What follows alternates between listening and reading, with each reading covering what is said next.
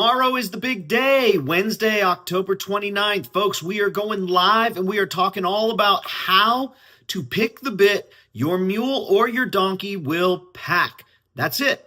They will actually do the work to pack the bit, and we are going to give you the steps you need to follow in order to create a bit program that will leave you and your mule or your donkey absolutely 100% happy with the bit experience. Sign up for free. The webinar is tomorrow, October 29th, 5 p.m. Pacific time, Arizona time. That's 8 p.m. Eastern.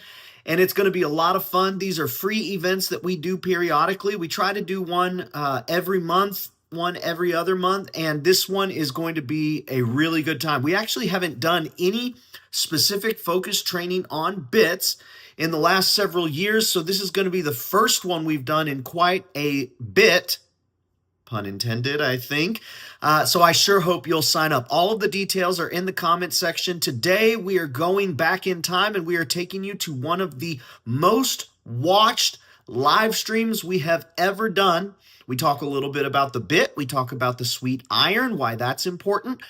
We do talking all sorts of different subjects, and I think you're going to find it really, really interesting, especially if you've never seen it. And for the most part, folks have not seen this episode, despite being one of our most watched ever. So be sure, sign up, join Steve and me tomorrow live. Enjoy today's program. Until then. Hey, it is good to have you here. This is the Ask Steve show where you get your mule and donkey questions answered. Every week we talk. This week we are chatting more about, you guessed it, mules and donkeys. If this is your first time ever hanging out with us, we do want to welcome you and just say it is good to have you here. We're so grateful that you're spending a little bit of your time with us today. And just to get you acquainted with how things work around here, I want to let you know there's really only 3 things that you need to know. The first is we want to know that you're here. So put your name, where you're watching from, and what the weather's like in the comments section. Matter of fact, you'll probably see folks now, at this point in time, starting to put their name, where they're watching from, and what the weather's like in the comment section. So that's the first thing. Second thing that we ask is that you let us know any and all of your mule or donkey questions. This show is 100% directed and guided by you. We've got a few questions that folks have sent in over the course of the last week, but by and large, the bulk of the questions come from you here and now. Now, if you are watching on a replay, it's really good to have you here. Thanks for hanging out with us, and we hope that you'll go back into our YouTube or our Facebook archives and see that there's several hundred of these shows that you can go and get acquainted with. It would be awesome to get to share with you all of the amazing questions folks in the past have asked, and if you've got your own, go ahead and ask it. Third thing that we ask, and this is the last thing, and this is really the only thing that benefits us, is that you share the broadcast with friends or family, whether that's taking the link and sending an email or tagging a friend or family member in the comment section. That's really all that there is to do. 1, name, where you're watching from, what the weather's like. 2, ask any and every mule or donkey question that you got. And 3, share the broadcast. Yoav is watching from Israel. Well, not really, but Yoav sent us this in from Israel. Notice how he taught his mule to ground tie. Steve, what are we looking at here? Now, his name is Yob. Yob, there we go. Yeah, Yob. And I went to Israel. He said, would you come to Israel and help us train our mules? And I said, yes. So one of the things that I tell you all that I want you to do, and all the time I hear this kind of thud when I say, they say, well, I got to tie him. No, you don't have to tie him. Watch this. Watch this. He just cued the mule to stand there. Does it have a halter on it? No. Does it have a come along on it? No. What's it doing? Wait a minute. Yob's walking away. Now watch this. Walking clear behind the mule, and the mule is staying right where he's supposed to stay. Folks, this is groundwork. You don't have to depend upon a halter. Now watch this. You didn't hear it, but he just called him over there. You see that, folks? That is what is called, that's it right there. That's ground training. That is when I tell you to stand still, you stand still. Folks, listen. The name of the mule's name is Buttock. Did you hear that? Yep. Bơi lại. Bơi lại. Bơi lại. Yeah, there you go. Just called him over. Now, folks, notice he cued the mule. You all didn't see it, but I know what he does. Cued the mule to stand still. Notice, out in that pasture, there is another horse out there with him. You see that over on the right? See, there's a horse over there. That mule wants to listen to one thing only, and that is the herd leader in that pasture. Not that horse, that mule. Now, when I went to Israel and was training these guys and these mules, when they went into the arena, those mules were dragging them into the arena. They were scared to death of them mules. They couldn't pick up their back feet. They couldn't hardly ride them. It was a mess. You watch it. Look, he's walking and that mule is following him when he cues him. You see that? Now he cued him to stand still. Now he cued him to move over. So I'll say this. At the end of the videos that I've got, those guys were standing on top of their mules, on their saddles, waving the Israeli flag. Those mules were so tuned in, and this was less than a week of training, folks. You know, I mean, we were hyper training on these mules. I'm telling you, folks, you're leaning too much on the horse stuff. Too much on the horse stuff. We need to focus on, you have a super intelligent animal, a donkey and a mule, okay? Though they're great animals, you can teach them that you are the herd leader. Do you see that? Now here's Yob in Israel, and this has been, what's it been now? 7, 8 years ago that I was there in Israel training. And these guys, I mean, these are stout young guys, and these are good mules. I mean, big old stout mules. Most of these mules they raise themselves. But by the time I was done, they were picking up all 4 feet, okay, and not having to hold on to them. The mules just standing still out in the middle of the arena. Now, let me get something across to you, folks. I'm not one for dog and pony shows. You heard me say I had these guys stand on top of their mules and wave the Israeli flag. They had a little flag, about like this. The reason you stand on top of a mule, okay, or a horse, okay, and this is tradition. Most of these young guys don't understand this tradition. But the tradition was when a twister, which was a horse trainer, when a twister finished a horse and it was ready to go to work, the guys would all stand around and get ready and listen. The twister, the bronc buster, would stand on top of that horse at the end after he demonstrated the mule, the horse in this case, side passing, turn on the forehand, turn on the hindquarters, picking up all 4 feet, loading in a trailer, taking a rope and roping a calf, okay?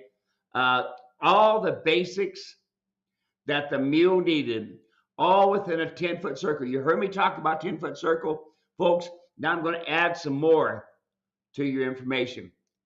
That is tradition. It's what the bronc busters used to do. When they had one completed and done, they give that demonstration in a 10-foot circle. Then they stood on top of it and they shook their rain jacket, sat back down on the mule or the horse, slid the rain jacket across the top of his head and walked off. Guess what? The horse was still standing there.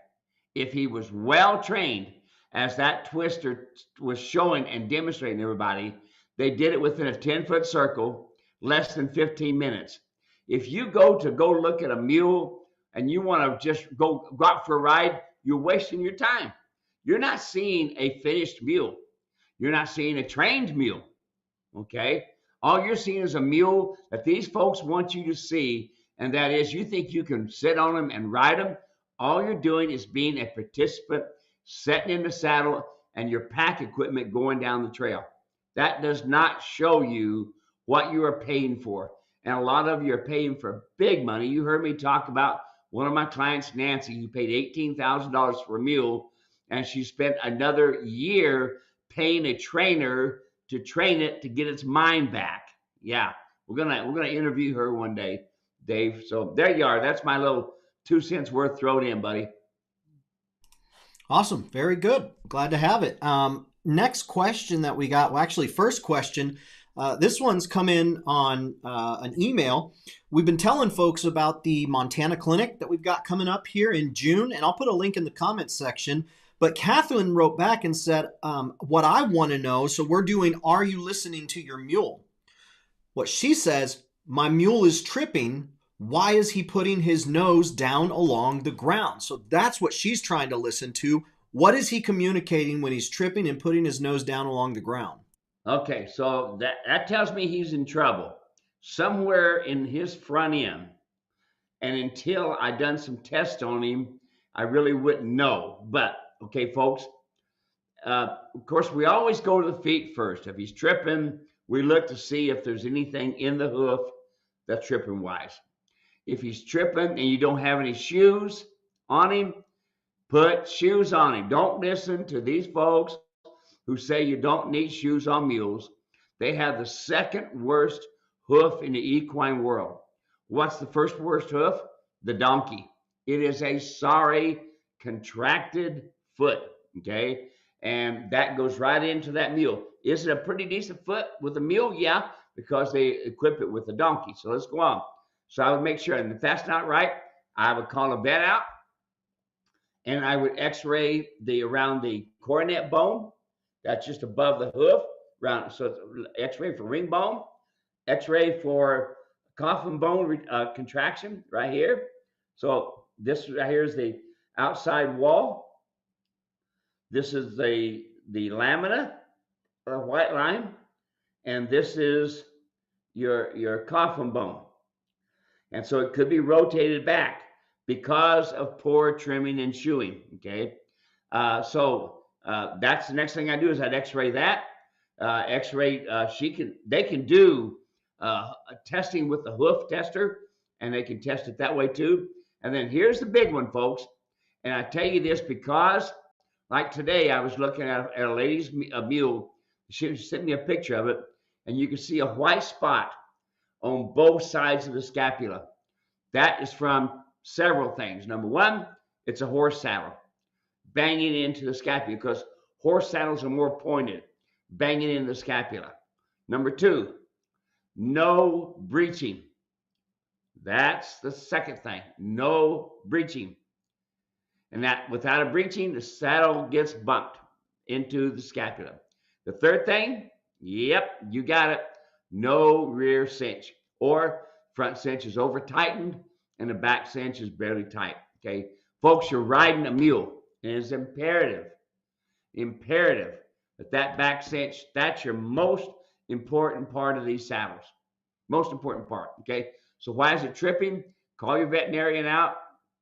Once you've had your shoer come out, he's got a hoof tester. He can test it. And then the next thing would be, let's do some x-rays on that scapula. And we'd be interested. Let us know. I'm always interested to see why, okay?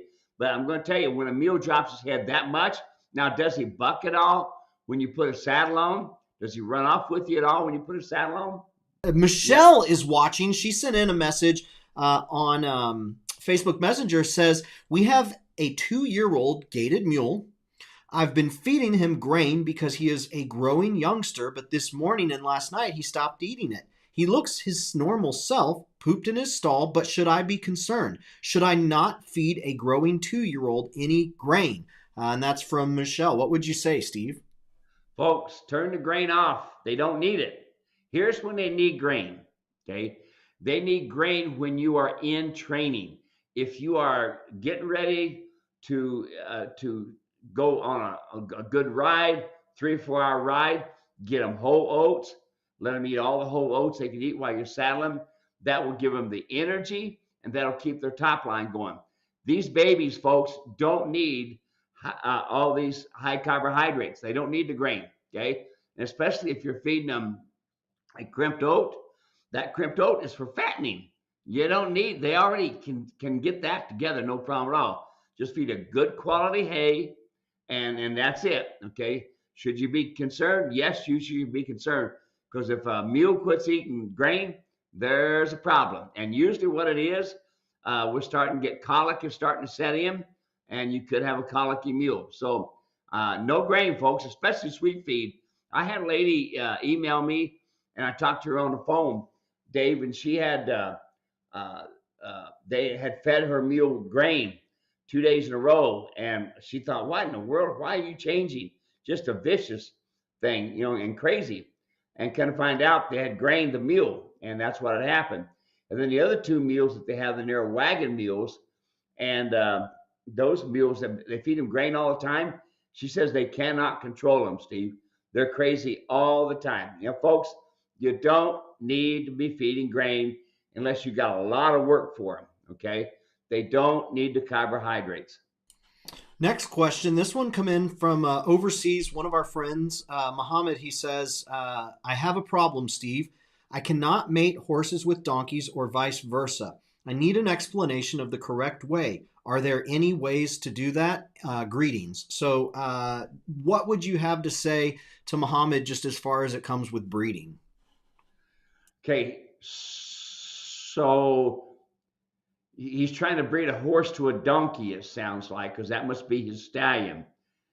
Or is it Muhammad? Is it because your Islam religion won't allow you to do that mixture? I'm not quite sure why. Because anyway, so let's go back. Most horses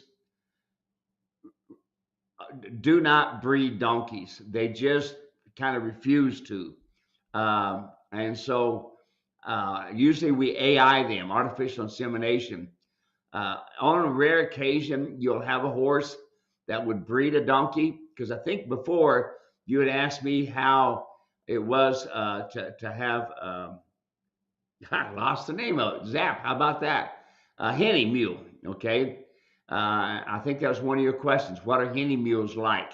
And a henny is a cross between the daddy being the horse and the mother being the donkey, instead of the mother being the horse and daddy being the donkey, because the jack will breed either a donkey or a mare mule pretty readily. But I can tell you this, that if you try to breed a jack to most donkeys, once they started breeding donkeys, they won't go breeding over to mules at all. I mean, to horses at all. They actually will refuse to breed. So going back to the breeding position, folks, here's my position on this. Always AI, artificial insemination, gets you a quality animal. Artificial insemination, the date that the mule was bred, so that you can get an idea, instead of field breeding. The downside of field breeding, there's lots of downsides. I won't go into it, but so Muhammad, let me know. Is it because you have a stallion that will not breed your Jeanettes? Because we got to make sure that it's got the sweet iron. Will you explain to us why that is so important, and why you can't just use the bit that has all of the exact same shape, but you need that sweet iron? Is you got a different palate on that donkey, and that goes into the mule. That mule head, even though a small head, it still has a donkey palate and mouth and this sort of thing. So the bit is going to communicate different with the horse compared to the mule. So I have designed this bit, which Dave should have the pictures of it here pretty quick. And you can see the one on the bottom has dark places on the bar area on the right and on the left, and the one up on top is completely shiny all the way across. So I don't know. Oh, there you go, Dave. I just went back to you. All right. You see that, folks? The one on the bottom is my 5-inch bit. Okay. And I want you to notice that it's kind of hard to tell in here, but in all actuality, the top part of what we call the Mona Lisa head in the center there is actually touching on the flat spot on the table, and the back part of the bit is lifted up. You can almost kind of see that. And what that does, that lays that port back in the mule's mouth to where it's not touching the roof of the mouth all the time. And that's what it does with a mule, is it's always there, and the mule tends to gap his mouth and trying to get away from the pressure. So when they made the bits for me, they made the bottom one correct, and the top one is not. Notice it does not have the dark places on the right and left side of the Mona Lisa, which is called the bar of the mouth, the bar of the bit. Okay, and it hinges. Notice it hinges on 4 corners. Notice also the top bit is customized. Notice the engraving and things like that. That bit's really a fancy bit, and it's a 5.5 inch. And it used to be that I sold most of my bits looked like that. And then my engraver, we kind of lost him and couldn't find him anymore. And so now, bang, we got another guy that took his place. So we're able to go back to that fancy bit. Okay, it's fancy, but it doesn't. Yeah, it still does the job you need it to do. Remember, folks, when you go in to your saddle shops looking at bits, okay, they're all made for one pallet, horse, not the donkey, not the mule. Okay, it's really, really important. Now, I know a lot of you say, well, I'm doing okay. Well, you're doing okay today. What happens if one day, it'd be like some of my clients, they said we went to stop and the mule kept on going. We tried to go off the left and the mule went to the right. When they're under pressure, folks, that's when you know if things are really correct or not. Awesome. Continuing on here, we've got Jack, or we already said that. Judy is watching and says, is a mule's mouth different than a horse's mouth? Oh, yeah. Yeah, the palate, the roof of the mouth, okay, is what's really different. It's kind of rounded and it's longer, folks. We have to look at that too. Look at the horse's head and the mule's head. The mule's head comes from that donkey, and some are more than others. And what you're trying to do is you're trying to communicate, folks, okay?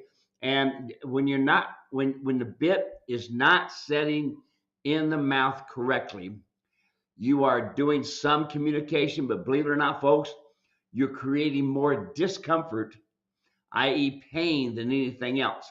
You know, I can't tell you how much it's phenomenal to see the difference. I have had custom bits made.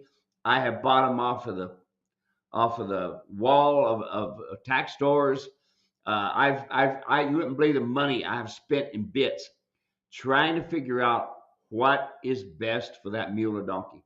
And after all these years, I'm finally happy enough that the mule is happy enough, the donkey's happy enough. Yes, major difference in it.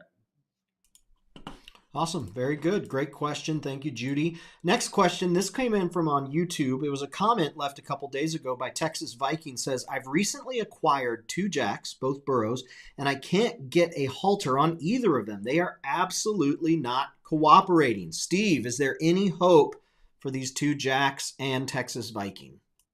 Well, here's the first thing I would do is I'd make sure they're in separate pens and small pens. I don't know how big your donkeys are, but at least 20 by 20.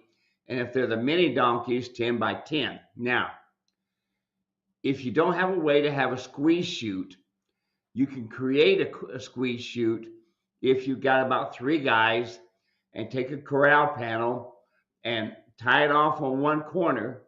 And then once you get the mule or the donkey to go in the corner, take a rope on that squeeze chute and pull over and squeeze into it and tie it onto the other corral and pull it tight. And you got him squeezed in, you can hold him. Now, if you don't have that, then my other way is to rope him. Okay. Um, and I prefer to rope a hind leg. It's easier on them. If you rope a hind leg, you can control them pretty easy. A front leg is far better if you can do that.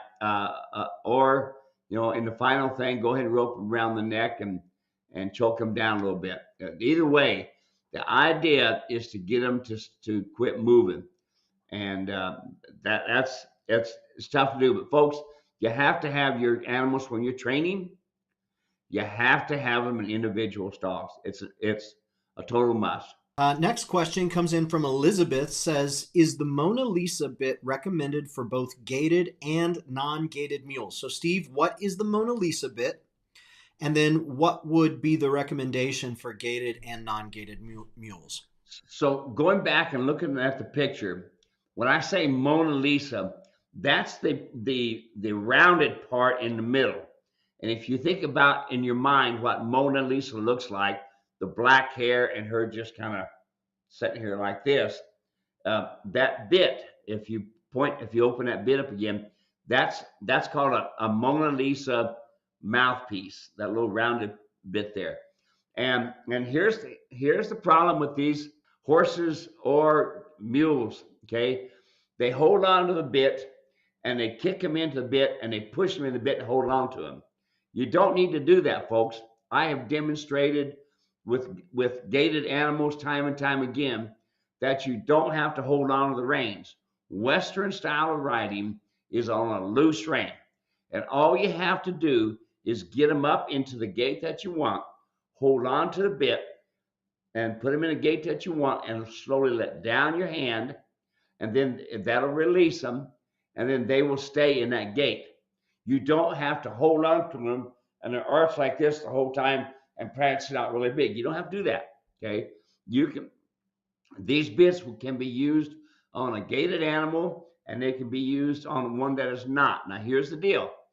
On your mules, they get from their donkey a single foot, and where it makes a really nice walk, a lot smoother than a horse, phenomenally smoother. And so that single foot can also do really well with this mouthpiece as well.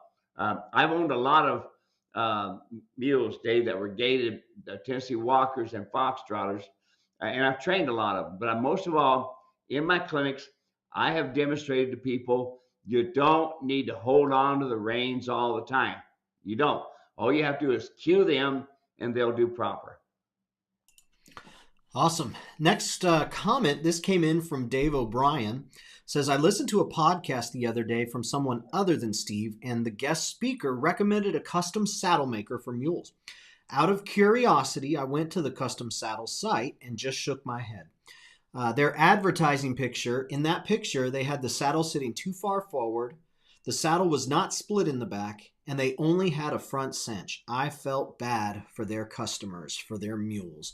That's not the first time we've heard that. Matter of fact, we've seen Steve's saddles not split in the back, and that's because some folks will buy it and they'll decide to make modifications to it, and all of a sudden it changes the design. Steve, in particular, because we have seen that multiple times, when folks see that split in the back, obviously there's some folks that think it needs to be sewn up together. What's the reason for that, and why is that wind up being a bad deal for the mule? Well, there's two reasons for it. Okay, number one, that if you see, there's a lot of mules that when their hip comes over and drops down, there are 3 vertebrae that kind of stick up. And your saddles that are sewed across the back and that are solid across the back, they tend to rub a hole into those backbones. And what that does, it creates a fistula, and it gets really swelled and big, and they end up with a big edema on there. And it's the reason is because they sew up the back end. on a mule, since they're very lateral when they're walking, they move their hips very unique, okay? And since they do, and since they're very lateral when they're walking, that those hips will burn. It's called burning. You'll see the hair literally wear right off of them. It's not the saddle's fault in some ways, it's the way the mule walks. So what I did is I took my saddle and I designed it in such a way so it's open in the back and it also fits the slant of the back. I've had people send me pictures saying it's not sitting flat. And I said, yeah, that's right. It's good. That's what you want. You don't want it laying flat on the mule's back because they're very lateral when they're walking, very smooth when they're walking, therefore, and it makes for a very nice ride. But then you're not soring your mule, okay? And then if you only have a front cinch, shame on you. You know, you can call a pig until you see him in the mud. Then you know for sure he's a pig. All right, folks, you can do what you want to do and spend the money for these saddles that these folks have, and they call them a mule saddle. But how many years have they really been using these saddles on mules? And the next thing is, how many hundreds of mules have they actually had these saddles on? I just had a client, Dave, that sent me he needed to bridge him, and he bought his saddle back, what was it, 2014. So you're talking almost 10 years ago. And he said he's had it on a lot of mules over the years. And so he just ordered a bridge. So it's really neat to see my clients still riding their stuff. And then there's some people who claim it's my saddle. Like I had some folks email me and say, hey, I got your saddle. I want to know what you think of it. And they sent me a couple of pictures. I said, it's not my saddle. Number one, it's sewed across the back. Number two, it has billets on the rear. That's a long strap on the right and the left side. And I don't use billets. And number three, there's a billet on the right side because I use 4 nylon tie straps to center my cinch. That's extremely important. Folks, your cinch needs to be centered. When you see your D-rings in the center of the cinch, they should all be together. One shouldn't be higher than the other. Folks, well, I had a lady send me a picture, and on one side, the cinches were even. On the other side, one was lower than the other. And I told her to center the cinch. And she was thinking the centering was the 2 cinches being even together. I said, no, center it so that the rings are centered underneath the mule. So that center ring, the center part of your cinch, is on the center of your mule's belly. And that's what lays it down correctly. Moving right along. Hey, Mr. David Scholl is here. That means we've gone international.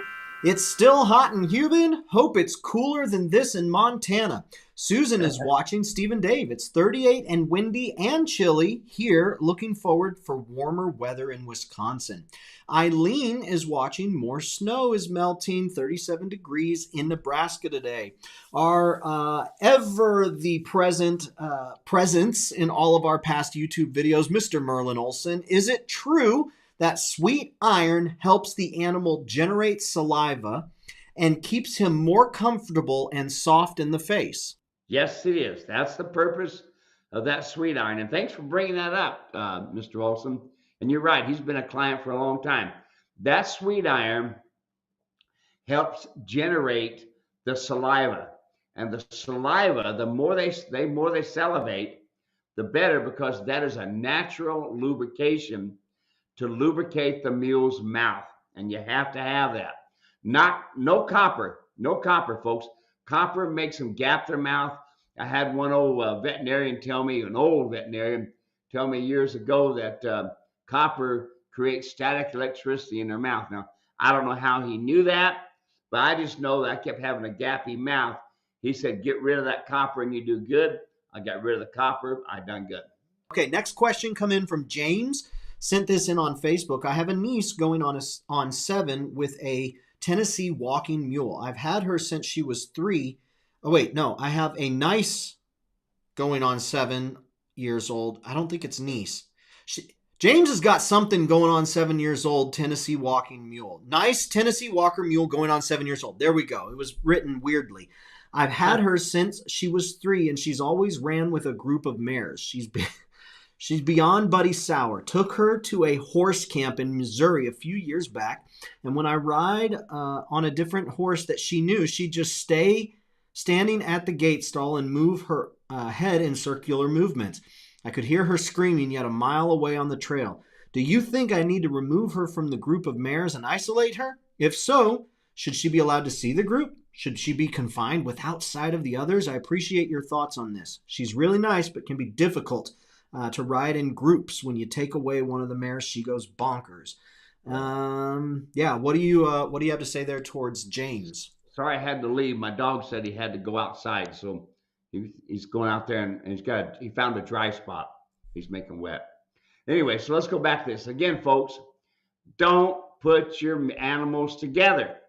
I know you got those wonderful pastures and this sort of thing, but you're going to end up with just what he's got here right now. Super barns of Buddy Sour, and you can't change it. There's no changing it. It is nature. It is the way the good Lord put into these animals to protect themselves. That's what it did. Okay, and so when you do this, you got to think that a horse is the herd leader 99.9% of the time, and the mule will be very subservient to that horse. Should you put them in a separate pen? Yes. Each one of your horses should be in separate pens. And the reason I say that is because health-wise, you can keep track of the health of each one of your animals. My wife's mule, 28 years old when she died. We got her as a 2-year-old. She spent 26 years in a 10 by 20 stall. And times I did open up where she had a 20 by 20 stall, but she spent 26 years in it. I didn't have all of the problems with a Buddy Sour and all this stuff. I don't have it, okay?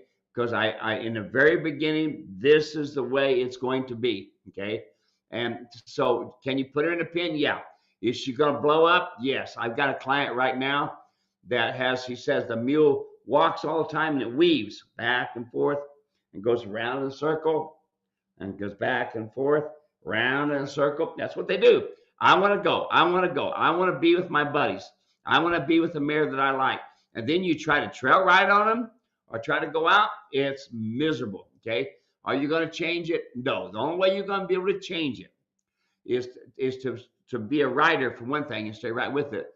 But take your horses, put them in individual stalls, and change all of their minds. You have to.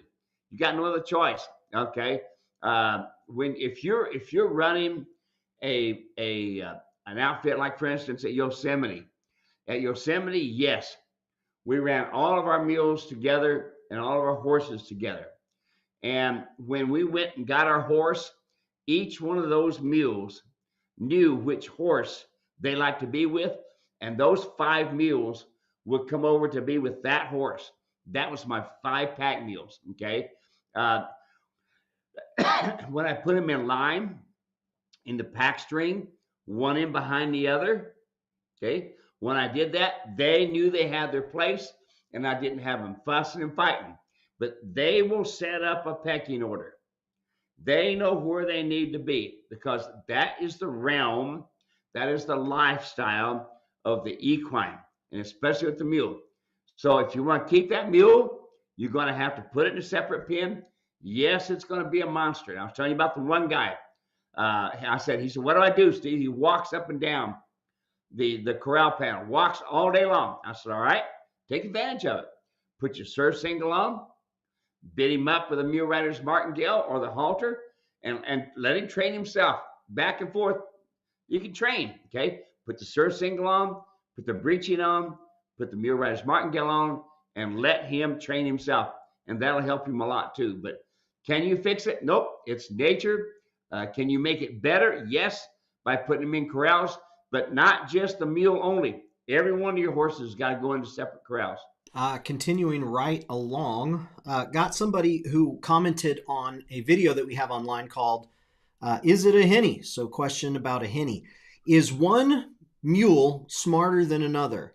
And does And does 21 have different withers? I don't know what that means. I owned a mule for years until he passed at 30, and he had withers that were comparable to a horse and used Blue Ridge Roper saddle. So is one mule smarter than another? No, no, it's going to be as smart as the rider. Period. The mule is only going to look as good as the rider. You've heard me talk about what I've gone and done demonstrations with my mules, my personal mules at clinics until I quit doing that. And people would see the mule do everything. And then I'd say, okay, come down here and ride. Then people would come around to ride, and that mule would look like he was dumber than a box of rocks. Well, had nothing to do with the mule, had everything to do with the rider. Let's see here. Susan says, my vet is coming out on Thursday to float my mule's teeth. I heard that mules are sensitive to sedation. Is this true? I rescued her, and she allows me to do a lot with her face now with following your techniques, but I'm concerned that she's not going to be that friendly with the vet. She was sick when we got her, so she was poked a lot by the vet. What would you say here to Susan? Well, yeah, you're right. They don't get along with vets all that well. I teach all of my mules to twitch, to all of them, and you train from the nose. That's why I teach you to use the come along hitch and to adjust your halter. So I can tell you that I use a twitch when I'm going to do any type of inoculation at all. I use that twitch. I'm going to do any type of doctoring at all. I'm going to use a twitch. And the idea of the twitch is to create natural endorphins. Do we have that picture of me that's on the front page of that doctoring your mule with me on a helmet and holding on to that? Yeah, I'll find it here. You keep talking. I'll find it. Anyway, folks, I create natural endorphins by using this twitch and open and close and open and close and getting the mule to relax and getting the mule to where he's comfortable when I do sticking with a needle or when I do stitching or stuff like that. I use this twitch. It's very natural. It's an easy way to keep the mule quiet because you're dealing with the nose. And that's really important, folks. You have to understand that when you're training, you see that right there? You see that twitch? I use that twitch. That mule in that video, you'll see the video, and it's one I send out called Doctoring Your Mule. And you'll see the mule needed to have his eye doctored, but would not do it. And my apprentice had a hard time with it. So you can see how quiet the mule is now. Look at that. Eyes getting nice, big and brown, starting to drop his head, starting to get relaxed. And I created that relaxation simply by using that twitch and getting the mule to relax. Now I can give it its shots. I can castrate. I can do whatever I need to do with that. It's a wonderful tool, folks. And if you're truly training your mule to be trained right, you need to twitch train them. It's not even a question, it's a comment, and I wanted to get your comment on this, Steve, because I was curious. Texas Viking was commenting on a video we have called How to Shoe Your Mule. Said if you have a farrier that doesn't know the difference between a mule donkey feet or a horse foot, you sure don't want them working on your mule or donkey's foot. Is this true? What's the difference? And maybe even more than those two things, Steve, if I've got a farrier coming out and I'm concerned that they're not going to be able to do things properly, are there questions that I should ask or things that I should look at to make sure they do it correctly? Well, the big thing to be concerned about is they understand that contraction is a big problem of our mules and our donkeys, contraction of the heels. And that's one of the biggest things that needs to get done. And then the other thing is this, and this is really important, is that when they do put shoes on, they tend to put the shoe on and blunt the front of the foot. So here's my shoe, should be sitting flat, and then the hoof should be coming up like this. And unfortunately, what they do is they blunt it off, and the foot ends up being rounded in the front. It should be straight.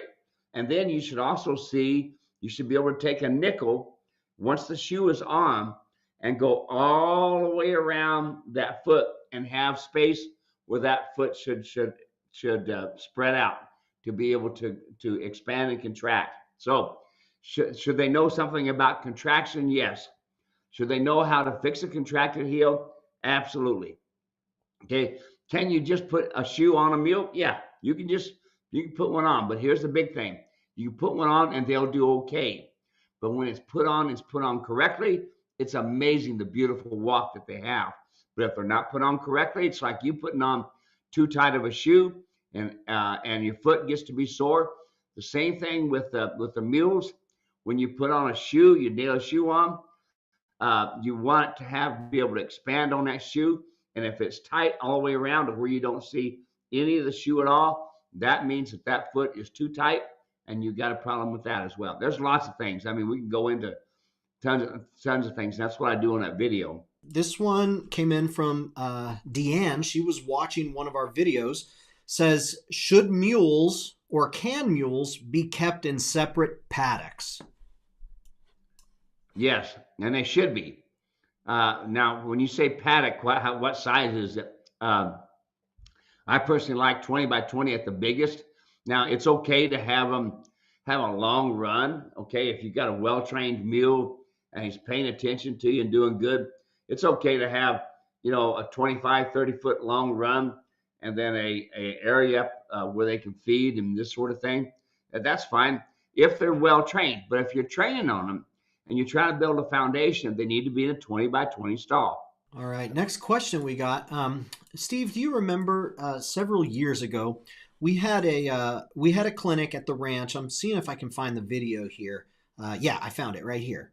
We had this clinic at the ranch, had a young gal, probably about 15, 16, 17 years old, and she came out with her mule, and the mule was wanting to get up in her space. It was a white mule, white gray mule. And so you worked with her. And so I'm going to put this video up here. Can you see that? Mm-hmm. All right. Apple gray. Yep. Okay. So you've got this mule here. And what I'm going to get at is somebody was watching this video and they made the comment, I wouldn't be surprised if the mule had nerve damage in his nose now. And so I thought it'd be a good opportunity for us to watch the video and for you to talk about maybe what their concern is and why it really isn't a concern. There's very, very, very little bit of nerves on top of that nose. Where the nerves are is on the bottom of it. And if you notice, folks, we do very little of hard bumping. After a bit, if you get to where you notice how when I led that mule, I didn't hold on to that lead rope really bad. I didn't hold on to it. And notice this here. When the mule was being kind of tough and running off because she was messing with the nose, notice how loose that lead rope is. You don't have to do much. You barely have to touch it. Barely have to do it. Now, if the mule is a renegade, yeah.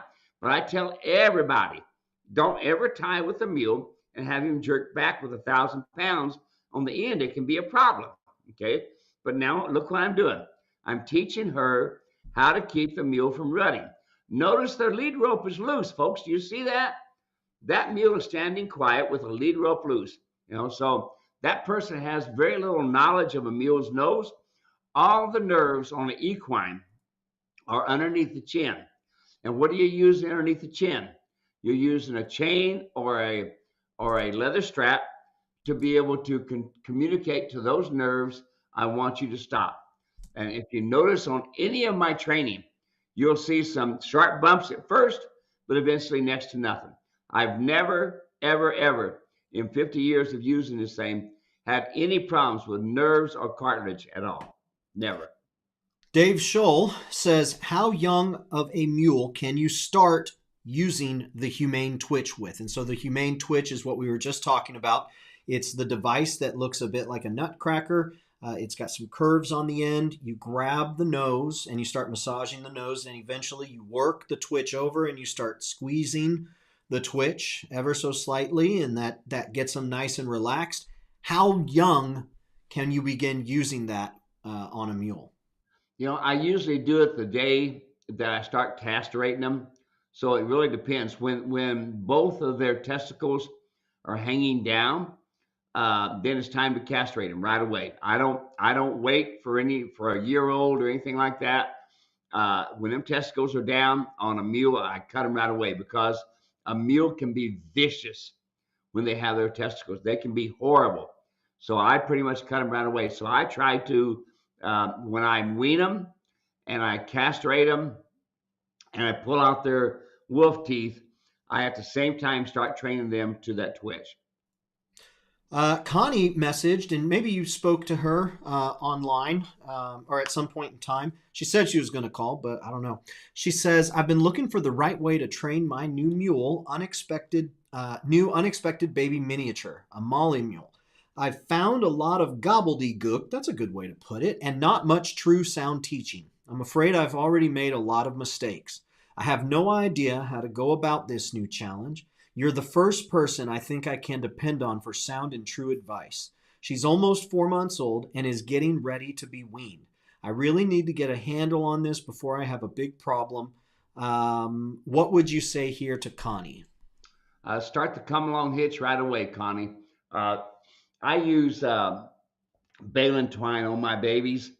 If I can get them when they're coming out of sack before they get their first mother's colostrum, I usually will put a piece of come along baling twine on their nose to make up a come along hitch, and I will gently take them to the right, gently take them to the left, gently bend their nose down, just kind of move them around, let them feel it, okay? And it's amazing to see the difference. That come along hitch is the most humane I have ever used to start any of my babies or fix any problems. And it works more without having to do so much work. Because you look at the majority of people, their halters that they have on their animals. That halter is misadjusted, it's too high, it's up on bone, and you have to do a lot more work. Now, here's the problem. When it's up high like that, and they want to pull back, they can pull back and snap that halter or snap that chain. We used to have a lot of halter pullers. Don't hardly have many anymore. But when that halter is adjusted correctly, like that come along hitch, you barely have to pick up on it to get it to use. And just like in the video, when you see me come walking up with that dapple gray, you notice I barely had a hold of that lead rope, and the mule was following the sensitivity of that lead rope, the lightness of that lead rope only. Watch most people where they got a big old bull snap on their halter, and they wonder why the mule is throwing their head. Next question we got. This one came in from Montana Steven. Says, until I'm able to afford the right saddle, can I ride him in a bareback pad or something similar? Sure you can. And we've been emailing back and forth. I keep waiting for her to call me. Here's the problem with not having a saddle is the bars of the saddle evenly distribute your weight on that mule's back. Now, you got to remember the vertebrae look like this. And when you put pressure on that back, what happens? Vertebrae starts opening up. And here's the downside, okay? This is really important, is that especially your babies, we want to start them out right.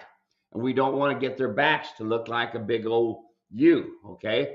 And so the bars of the saddle, that's the long flat parts that go on the mule's back.